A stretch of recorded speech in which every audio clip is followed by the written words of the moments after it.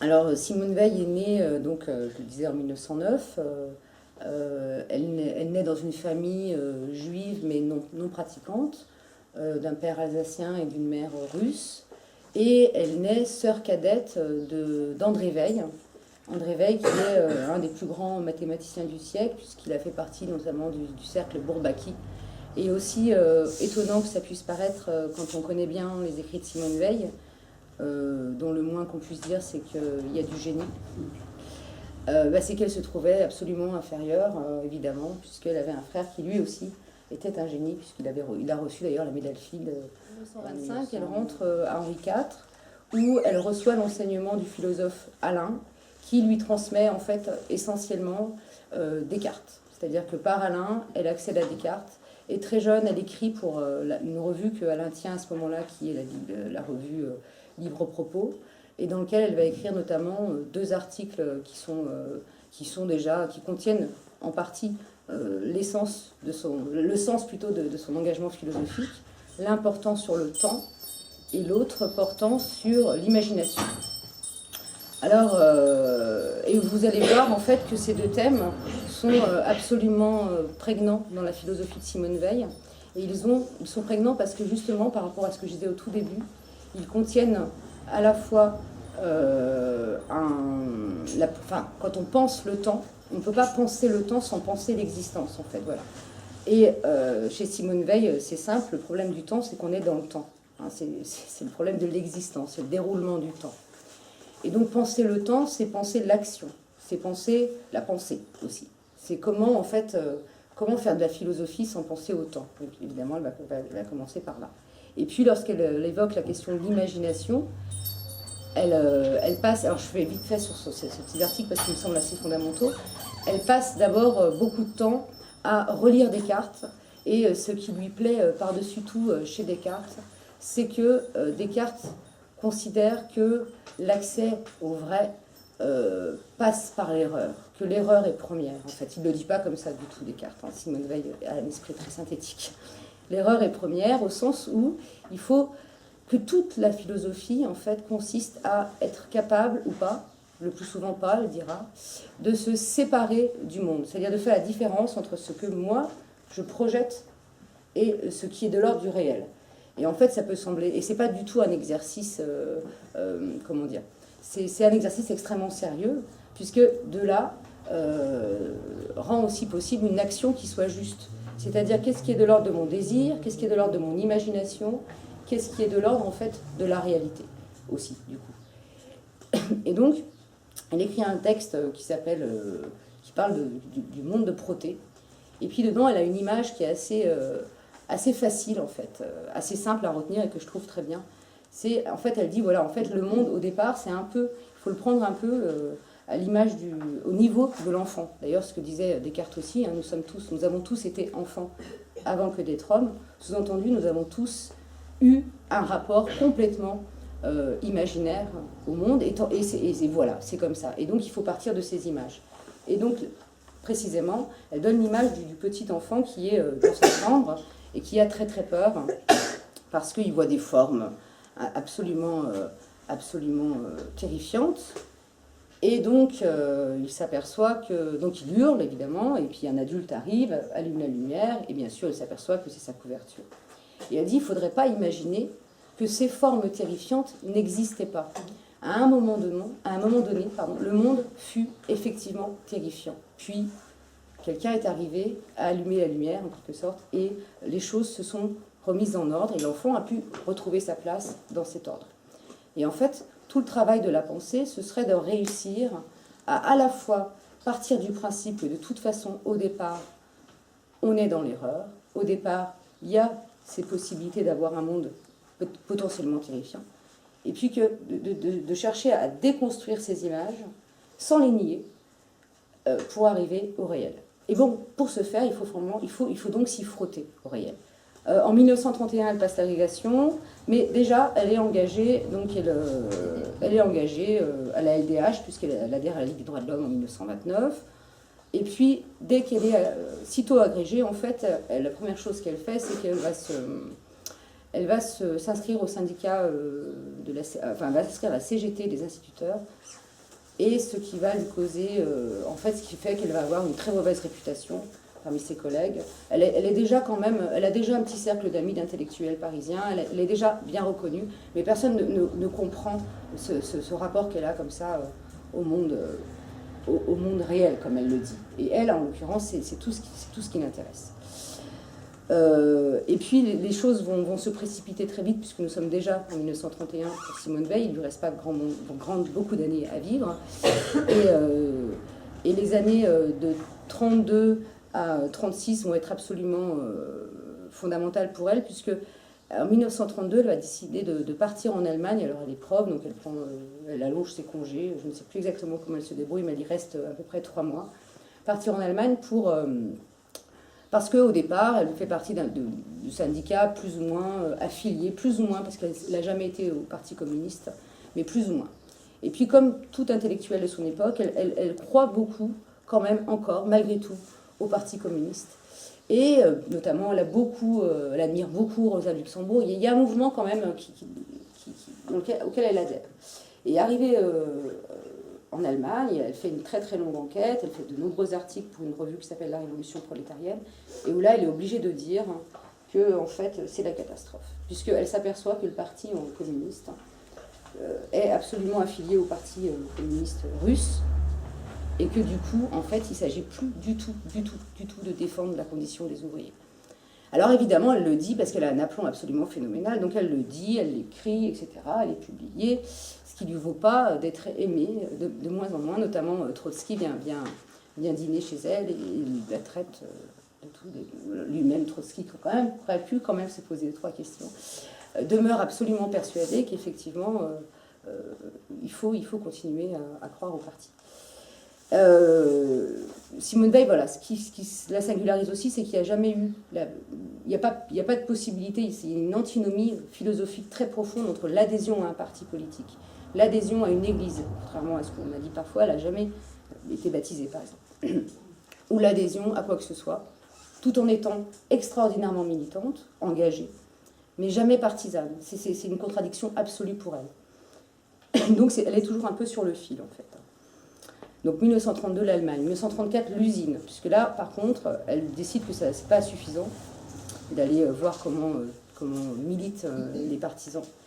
Il faut aussi tâcher de se rendre compte réellement de ce que c'est que la vie d'usine. Donc c'est très compliqué parce que Simone Veil, évidemment, est professeure. De surcroît, elle a vraiment un physique... elle est très chétive. Elle est très souvent malade, etc. Donc quand se faire embaucher comme ça à l'usine, c'était impossible. Surtout qu'à l'époque, en fait, en 1934, il faut un certificat de travail. Et donc, en fait, elle passe par son ami Boris Souvarine qui lui ouvre les portes d'Alstom et elle arrive à se faire embaucher et avoir un certificat de travail. Et ensuite, elle va comme ça pouvoir travailler chez Renault, chez Alstom pendant 1 an. Donc pendant 1 an, elle a uniquement une vie ouvrière, en sachant que de toute façon, elle ne peut pas s'empêcher de faire de la philosophie, donc elle en fait évidemment. Et notamment, elle écrit un journal d'usine qui est extrêmement précieux, puisqu'elle écrit, parce qu'elle fait œuvre de philosophie. Elle n'est pas simplement rien à voir en fait avec, je le précise parce que parfois on pourrait rien à voir avec par exemple ce qui s'est passé dans les années 70, notamment en France, avec le mouvement des établis. Enfin rien à voir, oui et non. Hein. Rien à voir au sens où ce n'est pas le même objet.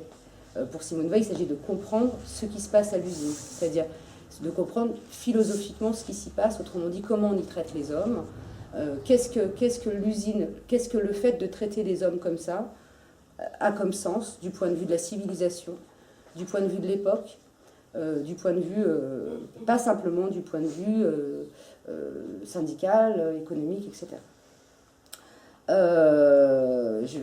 Voilà. Donc, elle insiste là-dessus par rapport à l'usine, je reviendrai là-dessus de toute façon. Donc, elle obéit à ce moment-là à une nécessité intérieure, et il s'agit toujours, en fait, pour elle, d'obéir à ce qu'elle appelle cette nécessité intérieure, c'est-à-dire de s'exposer. Et là, elle va être très claire en 1936, alors elle s'engage, là, elle part en Espagne, évidemment, pour combattre le franquisme. Après maintes et maintes réflexions, écrits, etc., que vous pouvez d'ailleurs lire, qui sont très beaux, où elle passe d'un pacifisme, du pacifisme le plus forcené à il faut s'engager, quoi. Et à sa grande tristesse, en fait, forcément, elle s'engage du côté du POUM. Et là, elle s'aperçoit qu'en fait, les anarchistes espagnols Non, c'est pareil, pendant la guerre, en fait, la guerre fait que les hommes se transforment et que finalement c'est très compliqué, décidément, c'est très compliqué de résister à la force, c'est très compliqué de résister à la passion de la violence, c'est très compliqué de rester juste en temps de guerre. Or c'est la guerre. Et notamment, elle écrit une lettre à Georges Bernanos qui, lui, avait tout pour aller du côté des franquistes, et qui, justement, lui, est un petit peu dans le même problème que Simone Veil, mais à l'inverse, c'est pas des anarchistes qui les déçus, c'est des franquistes, parce qu'ils s'aperçoivent de la même façon qu'ils maltraitent leurs prisonniers, etc. Et cette lettre à Bernanos, en fait, c'est une lettre dans laquelle, notamment, elle va dire ne pas se trouver de côté de ceux qui se trouvent à l'arrière. C'est comme une maxime de sa vie, finalement. Et Bernanos, mort bien plus tard, en fait, on va retrouver dans sa veste une lettre qui sera celle de Simone Veil. C'est dire si ça faisait écho à ce que lui-même avait pu vivre en Espagne. Alors, je vais plus vite ensuite.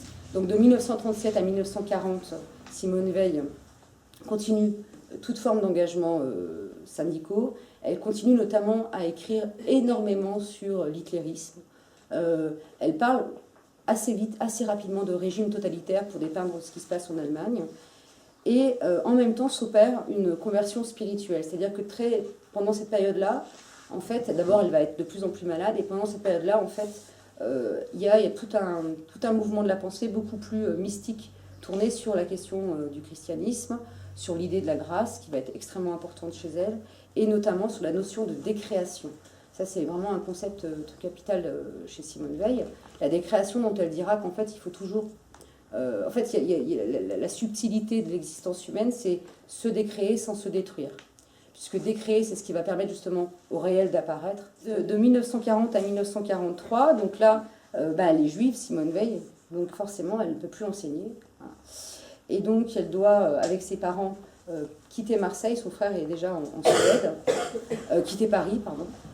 Elle va à Marseille. À Marseille, elle fait de la résistance avec les témoignages chrétiens, les cahiers du Sud aussi. Enfin, ce qui la dérange beaucoup, c'est qu'il y a ses deux parents et qu'elle a sa nièce aussi en charge et qu'elle ne veut pas... Donc, en fait, elle accepte... elle ne veut pas les exposer, elle veut s'exposer, elle, mais pas exposer cette famille. Donc, en fait, elle va à Alger, puis à New York. Mais ça se passe...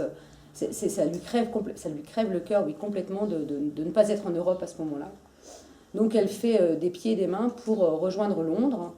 Notamment, elle connaît beaucoup Robert Schuman, qui l'admire beaucoup, donc il l'a fait venir à Londres. Et donc, elle participe au Conseil national de la résistance, pour lequel elle va écrire un très grand texte qui s'appelle L'Enracinement, et qui est un plaidoyer pour une civilisation nouvelle, où notamment elle définit les différentes conditions grâce auxquelles une société lui semblerait être susceptible de respecter la personne. Voilà. Et elle meurt en 1943 à Londres, dans des conditions extraordinairement mystérieuses. On ne sait pas trop, parce qu'elle avait la tuberculose, effectivement, mais en fait, elle aurait pu en guérir. Et le soupçon, on a toujours soupçonné Simone Veil de s'être laissée un peu mourir, en fait. Notamment, elle a refusé de s'alimenter, mais elle ne mangeait pas beaucoup de toute façon. Alors voilà, beaucoup disent qu'elle est morte de chagrin, pour finir. Alors de son vivant, il n'y a eu aucun ouvrage de Simone Veil qui a été publié, puisque sa mère, en fait, a tout gardé. Et par contre, des articles par centaines, mais aucun ouvrage. Et donc il a fallu attendre 1981 pour que les œuvres complètes de Simone Veil commencent à être réellement prises en main par Gallimard, et qu'il y a un vrai travail scientifique qui se fasse. Donc à l'exception d'Albert Camus, qui a fait publier en 1951 La condition ouvrière, en vraiment tâchant donc en partenariat avec la mère de Simone Veil, les autres écrits, notamment La pesanteur et la grâce, qui ont été beaucoup lus, en fait, correspondent pas. Enfin, ce sont des textes de Simone Veil, mais c'est des choses qui ont été mises ensemble de manière par Gustave Thiebaud, par des gens, mais qui ne correspondent pas vraiment. Donc voilà, en fait, en 2010, le travail de Gallimard était achevé. Donc maintenant, les œuvres sont publiées. Alors, j'ai été un peu longue sur la biographie, évidemment. Donc voilà, moi, ce qui est le plus intéressant pour moi, enfin, ce qui m'intéresse le plus, c'est cette question de contact avec le réel, puisque je pense que c'est vraiment ce qui caractérise son cheminement philosophique. et comme je le disais, en fait, le fait de définir la vérité comme l'éclat de la réalité. Tout en comprenant bien que donc il s'agit bien pour Simone Veil d'être engagée, mais sans être partisane. D'ailleurs, toute la difficulté de l'intelligence, toute la difficulté de la pensée, ce sera de chercher d'abord un objet, un lieu où se tient le réel. Je m'explique. C'est-à-dire que Simone Veil va dire, très jeune, on ne peut pas philosopher à l'université, c'est pas possible. Parce qu'il n'y a rien à penser. Alors là-dessus, elle s'inspire notamment de la phénoménologie allemande, notamment de Husserl, de Merleau-Ponty un petit peu aussi, hein, finalement, c'est que toute philosophie, toute pensée est pensée de quelque chose. Et donc, il faut un objet pour penser. Il faut trouver le bon lieu. Il faut trouver, déjà c'est assez difficile, il faut élire le lieu où se trouve le réel. D'où le choix de l'Allemagne, d'où le choix de l'usine, d'où le choix de l'Espagne, d'où cette nécessité donc de se mettre au lieu, alors pas n'importe quel lieu, le lieu susceptible de contenir l'essence de l'époque. C'est-à-dire que Simone Veil, c'est vraiment sa philosophie, c'est une philosophie du temps, comme je disais, une philosophie en fait qui implique de chercher à penser son temps. Et pour penser son temps, ben, il y a forcément un paradoxe, c'est qu'il y a aussi forcément une distance par rapport à l'actualité. Qu'est-ce qui, dans l'époque, va résister à l'actualité? Qu'est-ce qui va faire sens? Qu'est-ce qui va pouvoir me permettre de la dire? Et si j'arrive à dire mon époque, il y a des chances pour que j'arrive à dire quelque chose qui résiste aussi à cette époque-là, puisque précisément, je ne dirais pas simplement l'actualité. Donc j'arriverai à dire quelque chose qui est essentiel. Et donc, par exemple, quand elle va à l'usine, il ne s'agit pas pour elle de parler simplement de la condition en 1934 des ouvriers, qui est absolument misérable, mais de comprendre cette organisation du travail, ce qu'elle signifie par-delà ce moment-là. Et qu'est-ce qu'elle peut signifier, et moi je pense aujourd'hui encore pour nous. Et puis il faut savoir lire, nous dira-t-elle. Il faut savoir lire le réel. Donc là, il y a deux concepts du coup qui vont être un petit peu importants aussi, que moi je trouve très important, c'est celui de lucidité chez Simone Veil et celui de lecture. Alors lucidité d'abord, puisque alors Simone Veil, tout en admirant beaucoup Descartes, est imprégnée de partout de Spinoza. Comme ça. En fait, voilà. Et notamment dans son premier écrit de 1934, son premier long écrit, Réflexion sur les causes de la liberté et de l'oppression sociale, où elle fait un peu le bilan de sa perception du réel à ce moment-là social, justement. En fait, elle met une phrase en exergue, une phrase de Spinoza tirée du traité de l'autorité politique, et qui est la suivante: en ce qui concerne les choses humaines, ne pas rire, ne pas pleurer, ne pas s'indigner, mais comprendre. Et voilà, j'insiste, puisque, par exemple, on nous invite, on peut s'indigner, effectivement. On peut s'indigner, mais en fait, non, il faut surtout comprendre. Alors, pourquoi elle dit ça? À la suite de Spinoza, donc. Elle dit ça parce que elle, son idée principale, c'est que finalement, rien au monde ne peut nous empêcher d'être lucides. Autrement dit, on peut nous empêcher d'agir, on peut réduire notre capacité, on peut nous réduire au maximum en termes de capacité d'action. D'ailleurs, elle va parler de modificabilité de l'homme, c'est-à-dire que effectivement, nous sommes dépendants en partie de notre milieu. Là aussi, elle doit beaucoup à Marx d'ailleurs là-dessus. Mais il n'en demeure pas moins que comprendre, on doit pouvoir s'y efforcer de comprendre. C'est-à-dire que finalement, et c'est super important, parce que finalement, si je ne comprends pas, ben, j'ai aucune possibilité d'agir, évidemment, puisque finalement, je vais confondre aussi. Si je ne comprends pas, je ne peux même pas savoir exactement ce que je veux.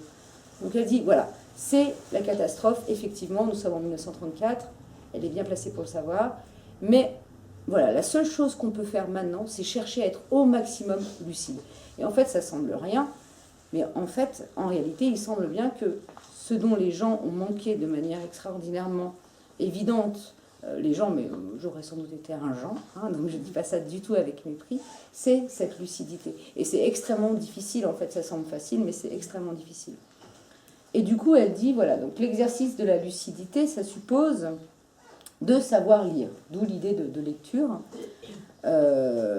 Donc, ça veut dire, savoir lire, ça veut dire savoir distinguer l'être et l'apparence, en sachant, comme je l'ai dit tout à l'heure, que le problème, c'est que c'est tout le temps confondu. C'est-à-dire qu'en fait, c'est-à-dire que c'est pas facile à distinguer. Alors juste pour être plus simple, je vais vous lire un petit passage tout petit où elle explique ce que c'est que cette notion de lecture, qui n'est pas dans le texte que je vous ai distribué, évidemment. Il n'y a pas une apparence et une interprétation, nous dit-elle, ça serait facile. Je serais tranquille, il y aurait d'un côté l'apparence, puis moi qui interprète, non. Et voilà comment elle le dit. Si le soir, dans un chemin solitaire, je crois voir au lieu d'un arbre un homme embusqué. Bon, moi, ça m'arrive souvent. Une présence humaine et menaçante s'impose à moi. Et comme dans le cas de la lettre, parce qu'elle fait référence à une lettre avant, me fait frémir avant même que je sache de quoi il s'agit. Je m'approche et soudain tout est autre. Je ne frémis plus. Je lis un arbre et non un homme. Il n'y a pas une apparence et une interprétation, comme le disait. Une présence humaine avait pénétré par mes yeux jusqu'à mon âme, et maintenant, soudain, la présence d'un arbre.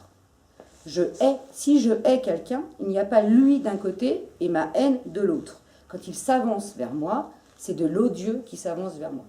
Donc c'est pour, j'essaye comme ça de vous faire comprendre ce qu'elle entend par cette confusion entre l'être et l'apparence. Et lire, ça va être faire en sorte de toujours se défier de nos impressions. Or, si on était tout seul, ce serait fantastique, enfin ce serait pas fantastique, mais de toute façon, on n'est pas tout seul. Donc on vit dans une société, ce dont Simone Veil a énormément conscience, et du coup, la société, le lieu dans lequel on vit, notre famille, nos amis, mais aussi l'État, bien sûr, eh bien, tout ceci influence sur notre capacité ou pas à lire le réel.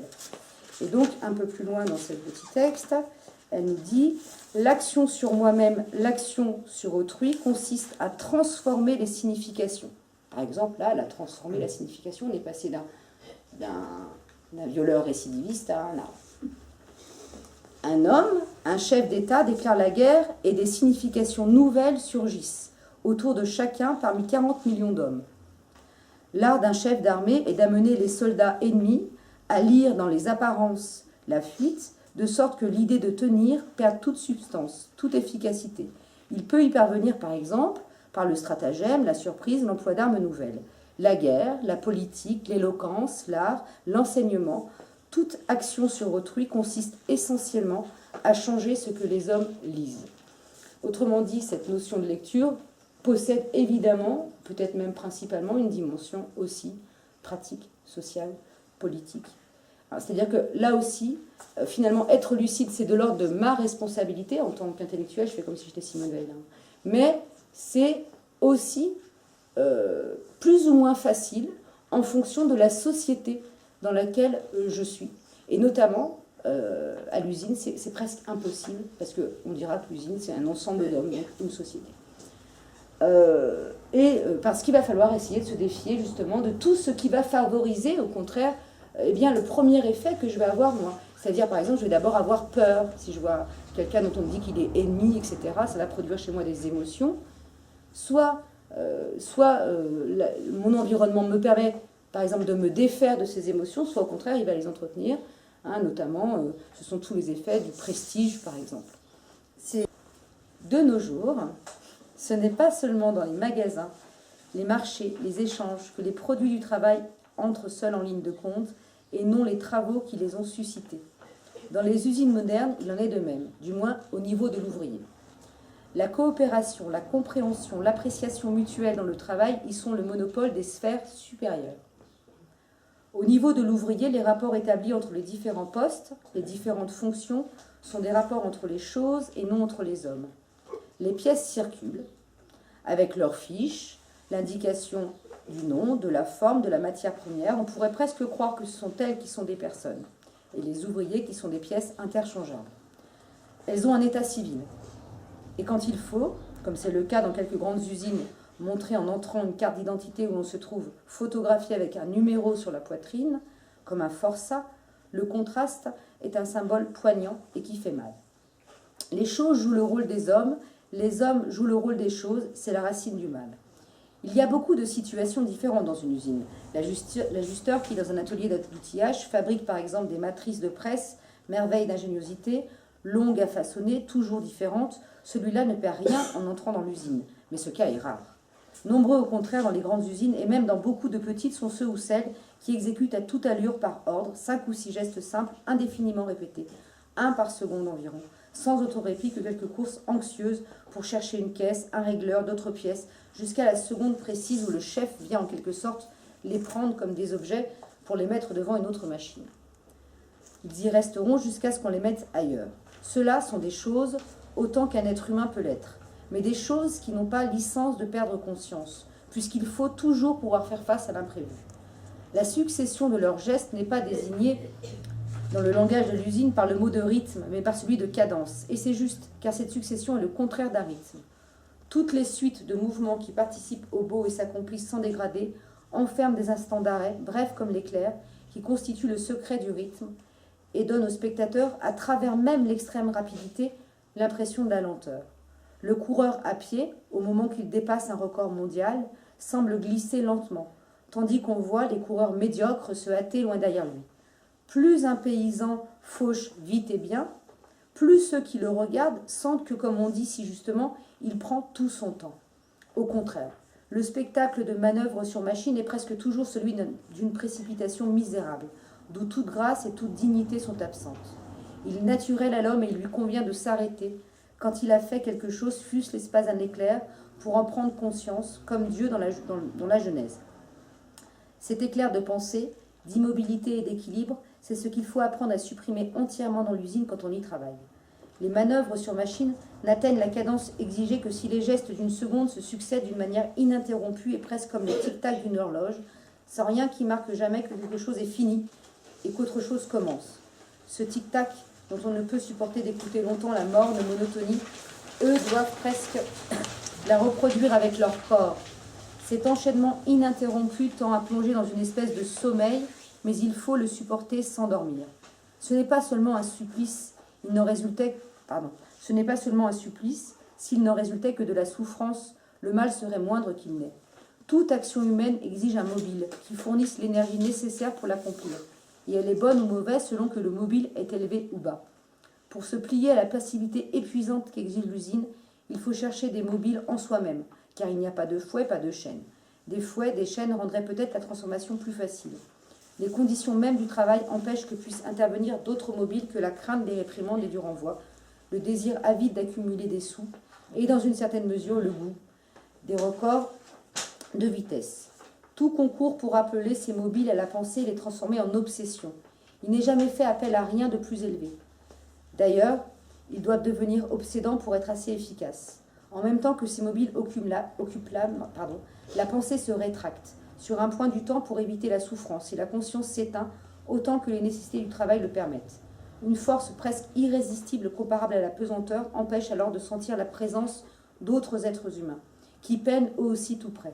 Il est presque impossible de ne pas devenir indifférent et brutal, comme le système dans lequel on est pris. Et réciproquement, la brutalité du système est reflétée et rendue sensible par les gestes, les regards, les paroles de ceux qu'on a autour de soi. Après une journée ainsi passée, un ouvrier n'a qu'une plainte qui ne parvient pas aux oreilles des hommes étrangers à cette condition et ne leur dirait rien si elle y parvenait. Il a trouvé le temps long. Et dans ce texte, en fait, se dessine tout au long une opposition entre ce qui serait un travailleur, au sens de Simone Veil, c'est-à-dire quelqu'un qui confronte sa pensée au réel, qui tâche de la mettre en ordre, qui par là même exprime sa liberté et sa pensée, et un ouvrier, ou pas forcément un ouvrier d'ailleurs, c'est la raison pour laquelle ce texte est intéressant, qui serait que le produit de l'organisation du travail.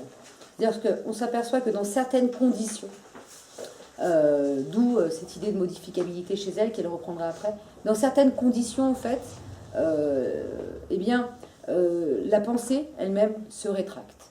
Et du coup, finalement, le rapport aux autres aussi se rétracte. Et donc, ce qui est très très important, en fait, c'est ce qu'elle dit au centre de ce texte. Donc, elle s'adresse à des ouvriers, elle tâche d'être incisive. Et c'est qu'elle dit, finalement, il y a quand même quelque chose de terrible, ce qu'elle appelle la racine du mal, c'est que les hommes deviennent des choses et les choses deviennent des hommes. Il y a une inversion entre les choses et les hommes. Alors, inversion technique, pratique, elle l'explique très bien, voilà ce qui se passe à l'usine. De toute façon, à l'époque, effectivement, il y a un matricule, donc l'ouvrier a son matricule, il est identifié en tant que matricule, et de par non pas ses compétences, parce que là déjà ce serait bien, mais de par la place qu'il va occuper. Hein, une place qui est complètement interchangeable en fonction du flux, des pièces, etc. Donc il y a cette espèce d'anonymat total qui fait que l'individu va se trouver parmi d'autres, en fait, complètement déconsidéré. Et donc c'est pourquoi, non, déconsidéré au sens où, de toute façon, il n'est pas question de considérer l'humanité ou de considérer la pensée. Il est question, en fait, effectivement, de placer des individus susceptibles, par leurs gestes répétés, même pas par leur travail, d'effectuer, d'être le plus efficace possible. C'est le travail d'achat. Il y a du coup, dans ce texte aussi, une distinction que moi je trouve très intéressante, très importante, entre ce qu'elle appelle la cadence et ce qu'elle appelle le rythme. Puisque dans le rythme, il y a effectivement l'idée que je vais m'approprier quelque chose qui m'est imposé. Par exemple, elle prend l'exemple du coureur, du sportif, forcément, il doit s'entraîner, il a un résultat à obtenir, etc. Mais il court, et des fois c'est dur, mais c'est lui qui donne à son corps, c'est lui qui est dans son... Enfin, il est dans son corps, voilà. Il y a cet individu dans son corps, ce qui fait que quand on regarde de l'extérieur, effectivement, on a le sentiment que c'est facile, puisqu'il est le maître, finalement, ou quasiment, à bord. En tout cas, il tâche. En tout cas, il tâche de faire en sorte de l'être. De même pour le paysan qui fauche, parce que le paysan fauche. Tandis que l'ouvrier, on ne peut pas dire qu'il travaille. La grande idée de Simone Veil, c'est de voir qu'à l'usine, en fait, on ne travaille pas. Et que de quoi souffre l'ouvrier? C'est de ne pas travailler. Travailler ne signifiant pas, évidemment, avoir un poste. Travailler signifiant pouvoir donner du sens à la matière qu'on me donne à penser. Alors, travailler, ça peut être un travail intellectuel. Hein. De la même façon, elle pourrait dire que des fois, elle trouve que les intellectuels ne travaillent pas non plus. Mais elle leur en veut davantage qu'aux ouvriers. Mais là, en l'occurrence, l'usine rend impossible structurellement le travail. Parce qu'on ne leur demande pas de travailler. On leur demande d'occuper des postes, et on leur demande d'abdiquer leur capacité à ordonner le monde. Pourquoi? Parce que ainsi, ils pourront d'autant plus se soumettre au commandement des chefs. Donc en fait, il y a une distinction, il y a toute une série de nuances en fait. C'est-à-dire que la cadence remplace le rythme, l'ordre du monde que je pourrais comprendre est remplacé par le commandement des chefs. C'est-à-dire qu'on ne me demande pas de comprendre la matière, on ne me demande pas de comprendre ce que je fais, on me demande de supporter le petit chef qui me braille dessus toute la journée. De ne pas le supporter, d'ailleurs, on s'en fout, mais simplement de faire mine de le faire. Et du coup, ce qu'elle va voir à l'usine, et c'est pour ça qu'elle y va, c'est parce qu'elle y saisit en fait l'humiliation de l'homme. Elle y saisit pas simplement le fait que les hommes sont mal payés, ils le sont, ou qu'ils n'ont pas de congés payés, ils n'en ont pas. Et elle est très contente en 1936, elle participe évidemment à ce grand mouvement